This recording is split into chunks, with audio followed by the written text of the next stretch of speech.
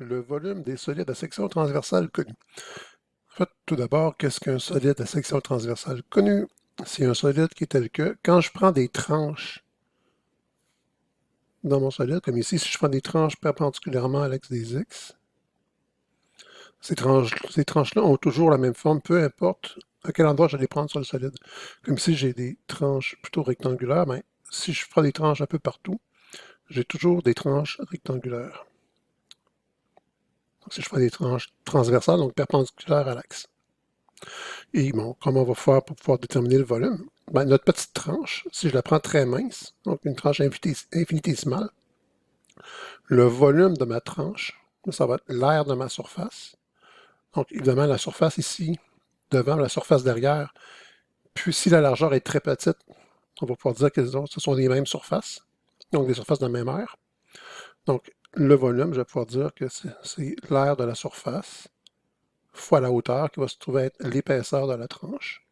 Donc, un petit élément de volume va être l'aire de ma tranche fois l'épaisseur de ma tranche. Et évidemment, je n'ai qu'à faire la somme de toutes mes tranches, faire tendre le nombre de tranches vers l'infini dans le même principe que les sommes de Riemann.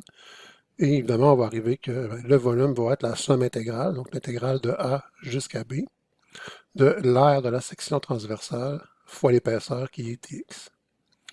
Et j'obtiendrai donc le volume d'un solide de la section transversale d'air A de x, perpendiculaire à l'axe des x, dans ce cas-là. D'accord, donc avant de se lancer là-dedans, on va calculer l'aire de certaines tranches classiques. Donc si mes tranches sont des carrés, qu'est-ce qui va arriver? Ah, et puis avant, on peut remarquer aussi évidemment que les tranches, la hauteur des tranches va avec la longueur ici dans la base. Donc ma base est formée ici par deux droites entre deux valeurs de x. Bien, évidemment, plus la longueur ici de la tranche, plus la longueur sur la base est longue, plus la hauteur est longue aussi. Moins la longueur est longue, moins la hauteur est grande. Donc, au début, si ma section, ici, là, la longueur qui est ici est courte, la hauteur va être courte. Si la longueur ici est plus longue, la hauteur va être plus grande. Donc, le toit va être en pente, moins haut au-dessus de la région qui est moins longue sur la base, plus haut au-dessus de la région qui est plus longue sur la base, ici, avec la même ouverture. OK. Donc, si mes sections transversales sont des carrés, l'aire de la surface serait quoi? Bien, tout simplement, on va pouvoir dire que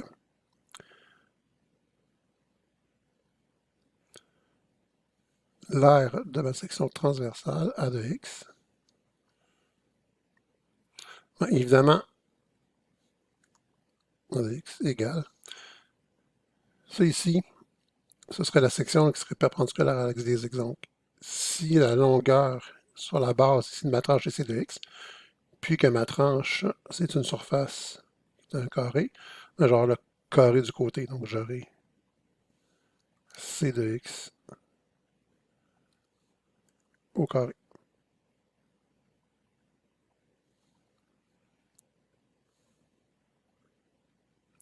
Tout simplement.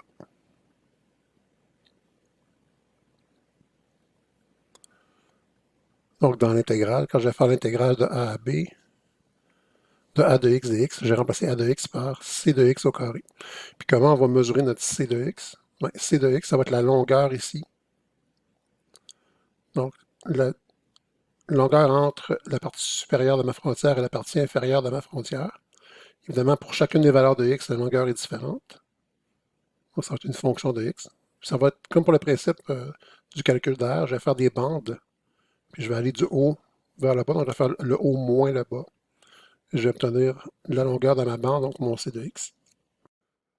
Pour le demi-cercle, ben, il faut constater que C de x, c'est le diamètre de mon demi-cercle. Donc mon rayon va être C de x au carré. Donc, pour avoir l'aire de ma tranche, je vais faire l'aire du cercle divisé par 2. Donc l'aire du cercle, c'est pi r carré. Et je vais avoir pi fois mon rayon, c'est la moitié de mon diamètre.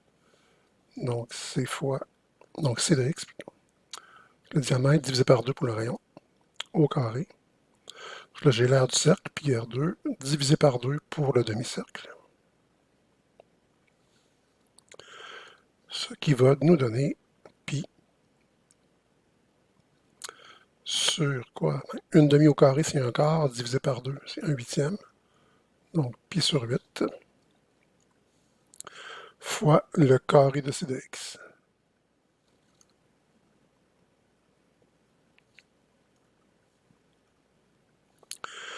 Et on constate qu'on obtient un multiple de c de x carré. Donc, si on a déjà calculé pour une même base le volume d'un solide dont les sections transversales connues sont des carrés, c'est de x au carré, pour obtenir le volume de la même base, mais dont les sections transversales sont des demi-cercles, on n'a qu'à multiplier notre réponse précédente par pi sur 8. Bon, un triangle équilatéral, ici je peux constater que j'ai des angles de 60 degrés partout. Donc, si c'est équilatéral, ben, si la distance sur l'axe des x va mesurer c de x, ça va être la même chose pour les deux côtés qui sont ici. Puis, si on se rappelle de la formule de l'aire d'un triangle dont on connaît deux côtés et l'angle entre les deux, on a côté fois côté divisé par 2 fois sinus de l'angle entre les deux. Donc, si l'aire, je vais avoir côté, qui est c de x,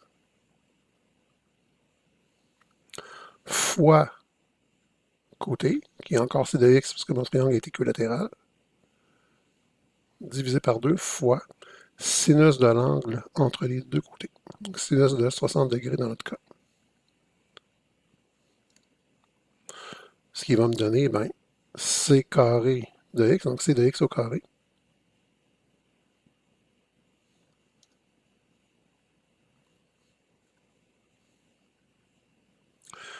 divisé par 2 fois sinus de 60 degrés, qui est racine de 3 sur 2.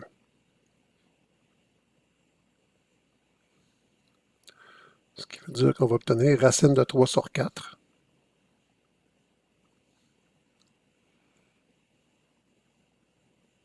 Fois le carré de c de x.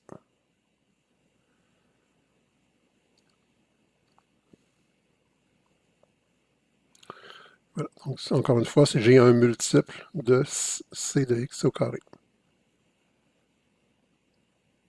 D'accord. Si jamais mes sections transversales étaient plutôt des hexagones, qu'est-ce qu'on va faire? Ben, dans un hexagone, c'est quoi l'angle ici? Donc, si je prends la petite base qui est ici, qui mesure c de x, je forme un triangle. C'est quoi la nature de mon triangle qui est ici? Ben, si je faisais un tour, j'aurais 360 degrés divisé en 6 triangles. C'est-à-dire que chaque triangle a 60 degrés. Comme les deux côtés ici sont égaux, j'ai un triangle isocèle, mais si j'ai 60 degrés, forcément j'ai 60 et 60, parce que c'est isoangle. Donc j'ai un triangle équilatéral. C'est-à-dire que le petit triangle qui est ici est un triangle équilatéral. J'ai un angle de 60 degrés. Donc j'ai c de x, c de x, c de x. Ça veut dire que l'aire de mon petit triangle équilatéral ici va être la même chose qu'on avait obtenu tout à l'heure. Et j'en ai 6. 1, 2, 3, 4, 5, 6. Je n'ai qu'à multiplier par 6.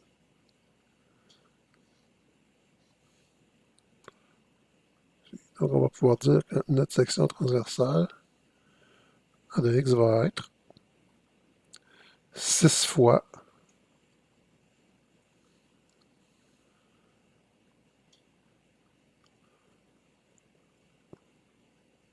l'aire d'un triangle équilatéral qui mesure c de x par c de x par c de x ici. Donc 6 fois racine de 3 sur 4 fois c de x au carré, ce qui va nous donner 3 racine de 3 sur 2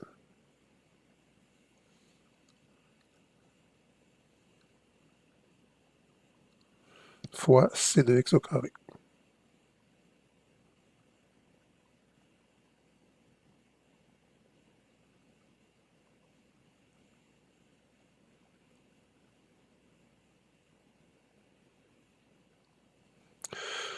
Bon, si j'avais eu une autre forme, dès que j'ai un polygone régulier, si j'avais eu un octogone, j'aurais fait un peu la même démarche. Là, c'est sûr que j'ai pu court-circuiter parce qu'auparavant, on avait fait le triangle équilatéral. Sinon, qu'est-ce qu'on aurait pu faire aussi? Si je n'avais pas connu la longueur des côtés qui sont ici, j'aurais pu m'abaisser une perpendiculaire pour former un triangle rectangle. D'accord? J'aurais pu ici abaisser une perpendiculaire.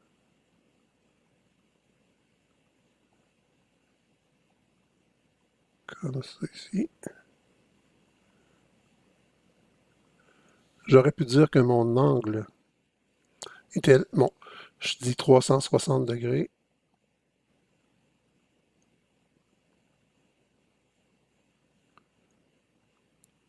Divisé par le nombre de côtés, ça me donne mon angle qui est ici. Je peux diviser par 2, j'ai le petit angle ici. Je sais que ça ici, c'est c de x divisé par 2. Donc, j'ai un triangle rectangle. Je connais la longueur d'un côté qui est c de x divisé par 2. Je connais son angle opposé. Sachant cela, je peux trouver la hauteur. En ayant la base de la hauteur, je peux trouver l'aire du triangle rectangle, faire fois 2 pour l'aire du grand triangle, et multiplier par le nombre de côtés pour avoir l'aire au complet. Donc, si j'ai un octogone, je vais faire 360 degrés divisé par 8 pour l'angle ici au complet, divisé par 2 pour le petit angle. Considérant que j'ai c de x sur 2 ici, je vais pouvoir trouver la hauteur. Donc, base fois hauteur divisé par 2, j'ai l'aire de mon petit triangle rectangle, fois 2, j'ai l'aire de mon triangle ici, fois le nombre de côtés. J'ai la surface. Donc, j'ai l'aire de la surface du polygone régulier à n côtés. Par exemple, alors si on considère, on a le volume du solide dont les sections transversales, perpendiculaires à l'axe des x, sont des carrés, et situés au-dessus de la région comprise entre les droites y égale 2x plus 5, y égale 1 moins x, et les droites verticales x égale 0 et x égale 3. Bon. 2x plus 5, c'est-à-dire que je pars de 5, puis j'ai une pente de 2x. Je vais faire une illustration grossière, juste pour qu'on ait une idée de ce à quoi ça peut ressembler. C'est comme si je partais ici de 5, puis je monte de 2x. J'ai la droite 1 moins x, donc je pars de 1, puis j'ai une pente de moins x. J'ai une pente de moins 1, en fait. C'est comme ça, donc je pars de 1. J'ai une pente de moins 1. Et j'ai les droites verticales x égale 0, qui est située sur l'axe des grecs, et x égale 3.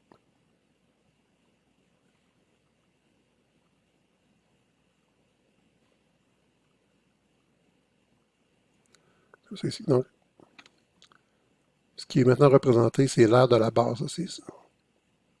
L'aire de ce ici, là, la surface. Puis évidemment, ben, ici, au début du solide, la hauteur des carrés va être la même longueur que dans la base. C'est pour ça ici que la hauteur est plus petite au début.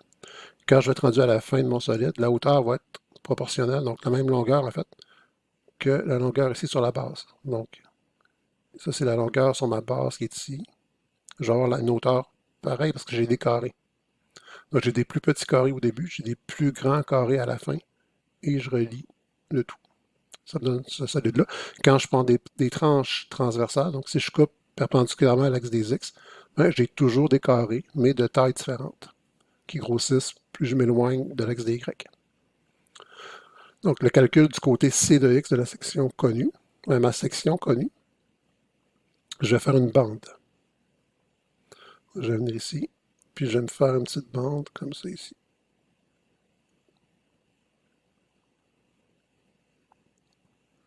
OK. Puis je vais savoir, mon C de X, ça va être la longueur de ma bande. Mais évidemment, pour chaque X, la longueur va être différente. Donc la longueur est une fonction de X, c'est pour ça qu'on l'appelle C de X. Donc calcul du côté C de X de la section connue qui est perpendiculaire à l'axe des X.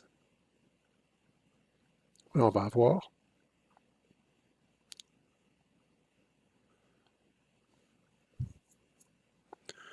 Donc quand je vais mesurer la longueur d'une bande, comme c'est ici, perpendiculaire à l'axe des X, je fais la valeur du haut moins la valeur du bas, comme si je voulais prendre une mesure avec une règle. Donc ça va me donner la valeur du haut qui est la fonction supérieure, qui est 2x plus 5, moins la valeur du bas, qui est la fonction qui délimite ici le bas de ma frontière, qui est 1 moins x. Donc en tout x, la bande a une longueur de 2x moins x, donc 3x, 5 moins 1, donc 4.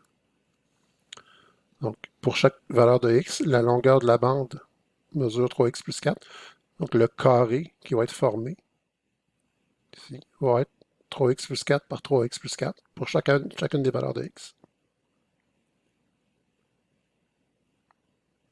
Maintenant, si je veux calculer le volume, on a dit que on devait faire l'intégrale aux bornes aux frontières de ma base de l'aire de la section transversale fois son volume qui est dx, un petit volume infinitésimal.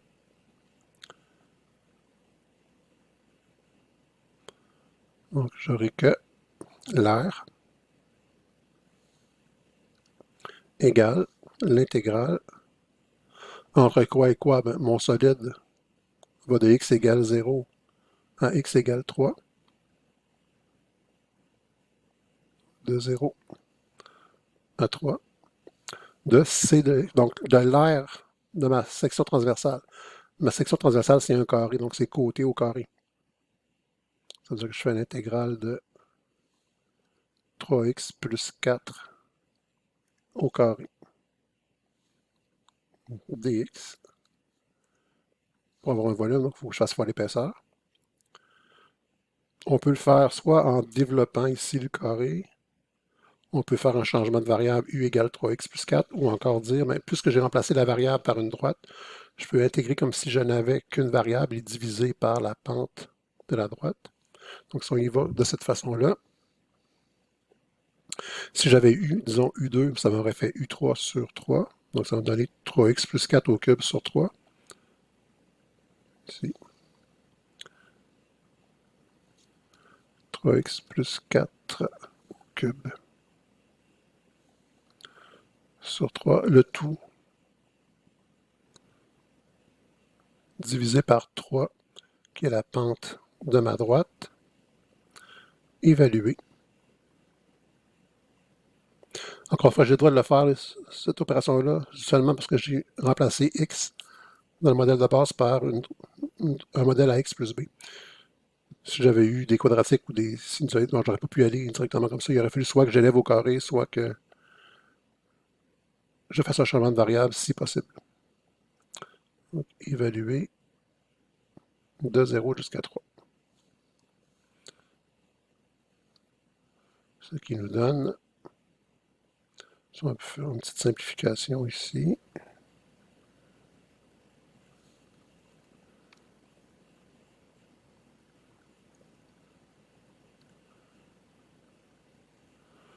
X plus 4 au cube sur 9. Évaluer de 0 jusqu'à 3. Donc, pour l'évaluation à la borne supérieure, j'aurai 3 fois 3 plus 4 au cube divisé par 9.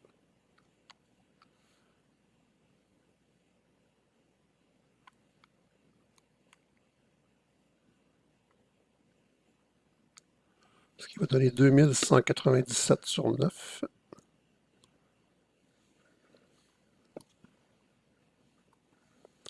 Moins l'évaluation à la borne inférieure. 3 fois 0 plus 4, donc 4. Donc 4 au cube divisé par 9. 64 neuvièmes.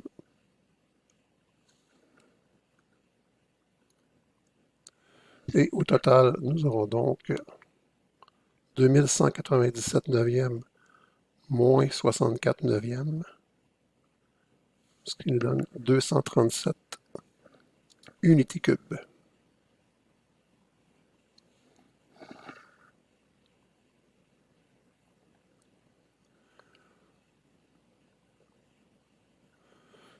C'est pas plus compliqué que ça. Si on fait un autre exemple. Donc, la base du solide à la région formée du plan XY, délimitée par la courbe Y égale X2. J'ai ma parabole ici de base. L'axe des X et la droite X égale 4. C'est-à-dire que ma base ici, c'est l'espace que je suis en train de démontrer avec le curseur. Donc, je fais une bande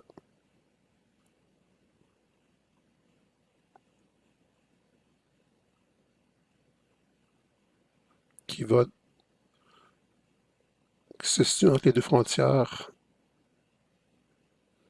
de mon solide. Le côté C de X va mesurer quoi? Toujours le haut moins le bas. Ben, le haut, c'est ma parabole. Le bas, c'est 0. Donc, si j'y vais quand même de façon assez relativement détaillée, j'aurai que C de X est la courbe du haut, X2, moins la fonction en bas qui est Y égale 0, donc moins 0. C'est donc dire X2.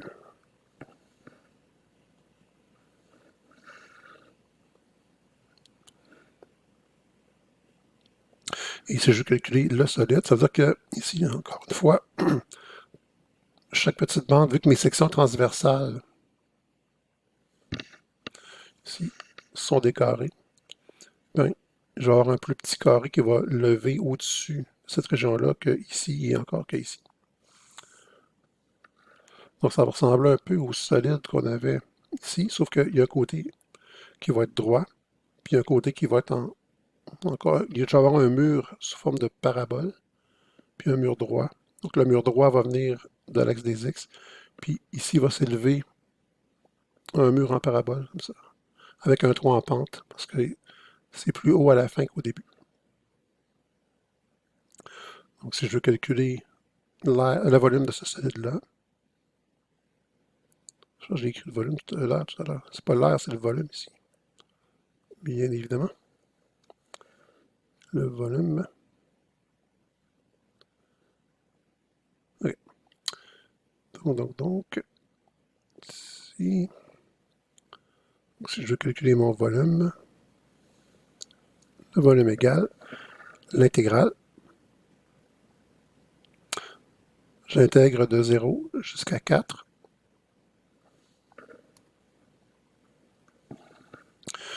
Du carré de mon côté. Donc, mon côté C de X mesure X2. Je mets mon côté au carré parce que j'ai intégré des carrés.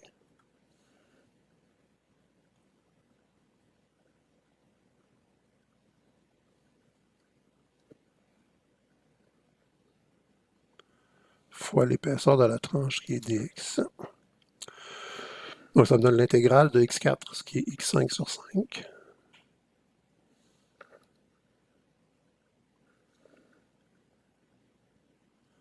Évalué de 0 jusqu'à 4.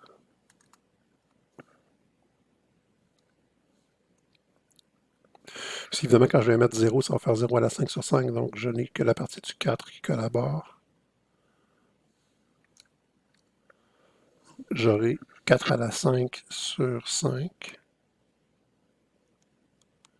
ce qui va nous donner 1024 cinquièmes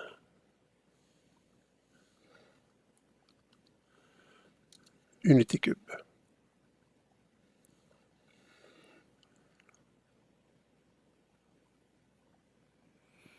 C'est pas plus malin que ça.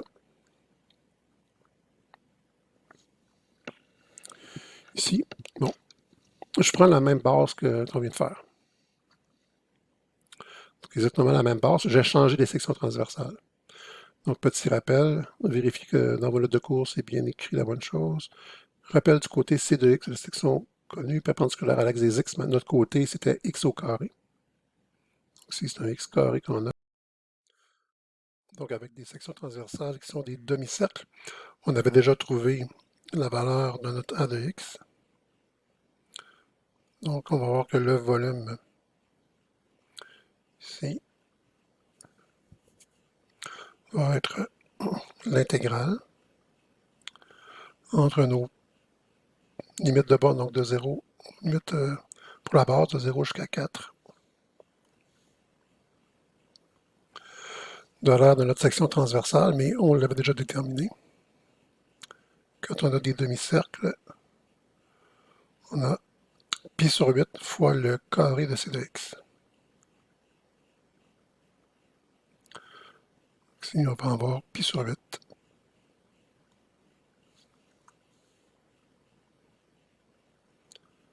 fois notre c de x carré de notre c de x, c'est x2, donc fois x2 au carré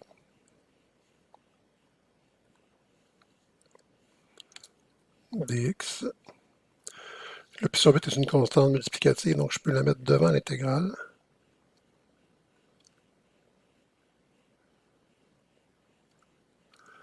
Et on va avoir à intégrer x4 dx.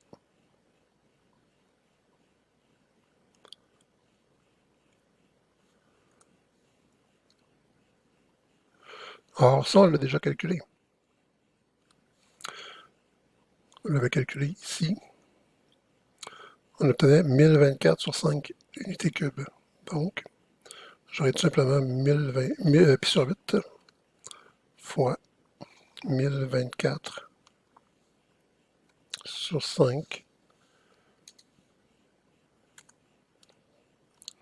C'est donc dire 1024.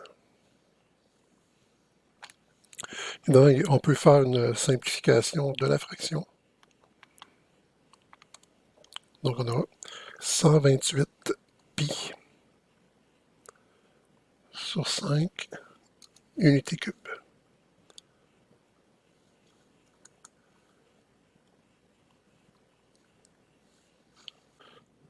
Et ce sera la même chose pour toutes les sections transversales usuelles. Donc, dès que j'ai un multiple fois c carré de x, calcul du volume si la section transversale est un triangle équilatéral. Tout à l'heure, on avait établi qu'un triangle équilatéral, on a racine de 3 sur 4 fois c carré de x. Donc, je peux prendre ma réponse avec calculer avec le c carré de x, 1024 sur 5, et faire racine de 3 sur 4 fois ça.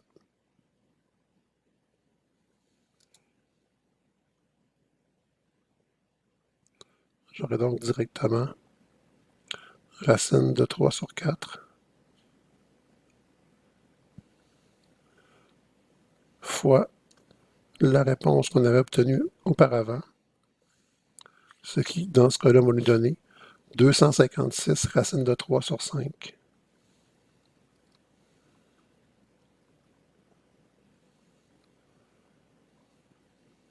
Unité cube.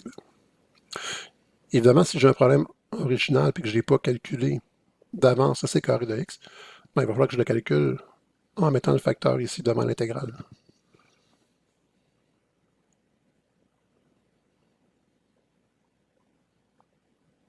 OK. Si on avait plutôt des hexagones comme section transversale connue, on avait établi que pour l'hexagone, c'était 3 racines de 3 sur 2, le facteur. J'aurai donc 3 racines de 3 sur 2 fois notre réponse précédente,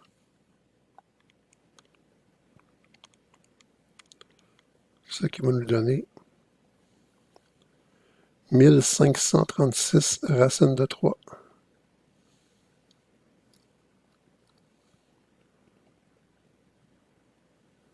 sur 5 unités cubes.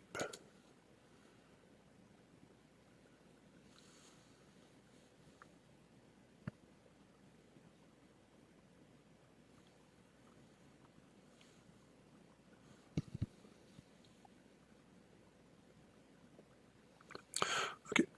On va terminer avec un problème un peu différent. Donc là, mes sections transversales, mon problème, c'est qu'elles ne sont ni perpendiculaires à x, ni perpendiculaires à y, mais perpendiculaires à z. Mais on ne fait pas des intégrales tenant compte de 3 dimensions. Donc, il va falloir qu'on fasse une petite astuce ici. Donc, je vais calculer le volume d'une pyramide à base carrée dont la hauteur est parallèle à l'axe vertical. Je vais descendre une hauteur à partir de mon sommet, ici jusqu'à ma base. J'ai fermé un triangle rectangle, ici avec l'apothéose d'une surface. Donc, j'ai la hauteur grand H de ma pyramide. Si mon grand côté ici mesure C, ici dans mon triangle rectangle, j'aurai C sur 2, grand C sur 2. Ici, je vais faire un triangle semblable. Je vais faire un petit triangle rectangle dans mon grand triangle rectangle. Donc, si je faisais de part et d'autre de la pyramide, j'aurais un petit c. Dans mon triangle rectangle, ce sera un petit c divisé par 2. Puis la distance entre les deux côtés ici parallèles, je vais l'appeler petit h. Et je vais me faire une section transversale ici, perpendiculaire à l'axe des Z. Donc, l'élément de volume, vu que j'ai une pyramide à base carrée, ben, ma surface est un carré, donc c carré, fois l'épaisseur qui sera un delta Z ou un delta H, je décide d'appeler mon axe H. Ici, pour faire plus de sens avec la hauteur. Par les triangles semblables, je peux dire que petite base sur grande base, donc petit c sur 2 sur grand c sur 2, égale petite hauteur, qui est grand H moins petit h pour la hauteur qui est ici, divisé par la grande hauteur qui est grand H. Ce qui va me donner la valeur dans mon petit c en termes de ma variable ici qui va être h, parce que c'est ça qui va. Donc les tranches vont monter selon h. Donc h va être ma variable d'intégration ici. Ce qui veut donc dire que petit c, évidemment ici il est divisé par 2 pour être simplifié. Donc petit c va être grand C fois h moins petit h sur h. On va tout simplement avoir ici grand C fois grand H moins petit h sur h. Ce qu'on pourrait aussi réécrire comme grand C fois grand H divisé par grand H qui vaut 1 moins H divisé par grand H.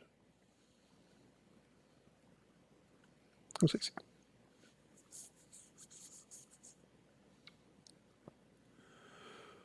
Donc j'ai trouvé l'expression de mon C en termes de H.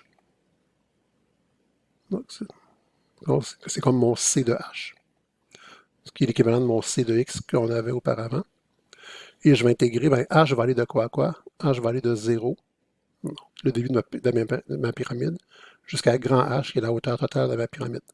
Donc le volume va être l'intégrale de 0 à grand H, de l'aire de ma section transversale, fois son épaisseur qui est DH. Donc une petite delta H qui devient infinitésimale, va devenir DH. Puis évidemment, l'aire, vu que mes sections transversales sont décorées, comme ça ici, donc je vais avoir ça ici au carré. Donc le volume va être l'intégrale de 0 jusqu'à grand H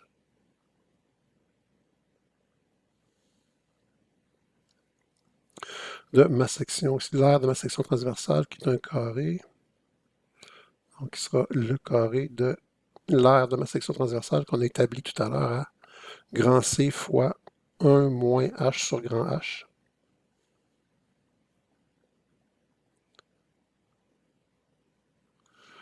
Donc on peut travailler avec soit grand C fois 1 moins H sur grand H. On peut aussi travailler avec grand C fois grand H moins petit h sur grand H. Donc, disons que cette fois-ci, on va travailler avec, je vais le faire plus au long pour que ce soit peut-être un peu moins mêlant. Donc, 1 moins H sur grand H.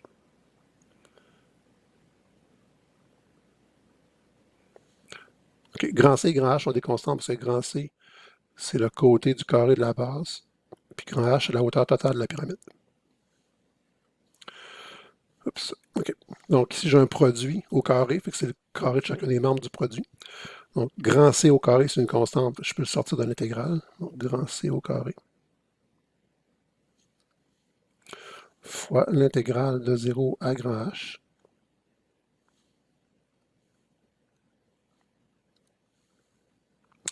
Ici, ben, je vais avoir la parenthèse au carré. Fait que tant qu'à faire, ça, cette fois-là, on va le faire au complet, donc on va lever au carré. Donc 1 moins 2h sur grand H, plus le carré du deuxième terme, plus H carré sur grand H carré. H carré sur grand H carré. DH.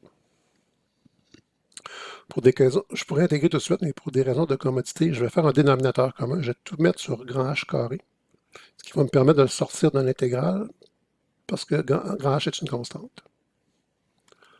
Donc j'aurai que c'est égal à grand C carré sur grand H carré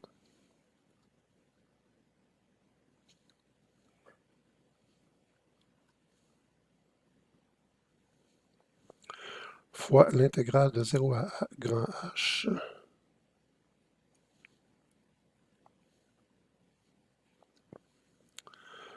Donc, qu'est-ce que j'aurais ici au numérateur qui me resterait après avoir sorti mon dénominateur? Mais si le 1 serait devenu un grand H carré sur grand H carré. Donc, grand H carré moins. Ici, pour mettre un grand H carré, il faut que je multiplie par grand H en haut. Donc, 2H fois grand H plus H carré qui, lui, était déjà sur le bon dénominateur. Et tout ça, DH. Donc, ça va nous donner notre constante multiplicative ici, grand C carré sur grand H carré, fois, on dit que l'intégrale, donc grand H carré c'est une constante, l'intégrale d'une constante DH, c'est la constante fois H. J'ai grand H carré fois petit h, moins, ici j'aurais un 2 grand H et une constante, fois l'intégrale de petit h qui est H carré sur 2, les deux vont simplifier. Donc, il va nous rester la constante grand H fois H carré plus H3 sur 3.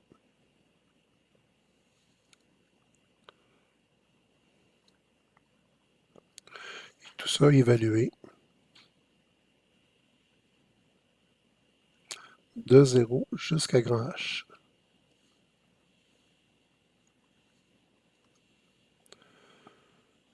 D'accord. Donc, on fait l'évaluation. Grand C carré sur grand H carré. Ici, mais quand j'ai remplacé H par 0 tout à l'heure, ça va me faire 0, 0 et 0. Donc, il y a seulement la bande supérieure qui contribue. Donc, je remplace petit h par grand H, mais je vais avoir grand H carré fois grand H, donc grand H au cube. Moins grand H. Si je remplace petit h par grand H, grand H fois grand H au carré, je vais avoir grand H au cube. Donc, c'est les deux premiers termes dans ma parenthèse s'annulent. Plus, ici, je remplace grand H petit h par grand H. Donc, j'aurai grand H au cube sur 3.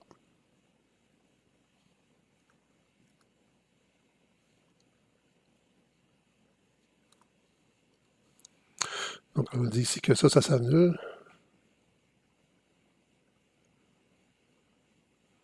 Il me reste grand C carré sur grand H carré fois grand H au cube sur 3. Grand H au cube sur grand H carré, il va rester grand H. Donc, on va avoir grand C carré grand H sur 3. Ce qui est tout à fait conforme à la formule connue du volume d'une pyramide à base carrée.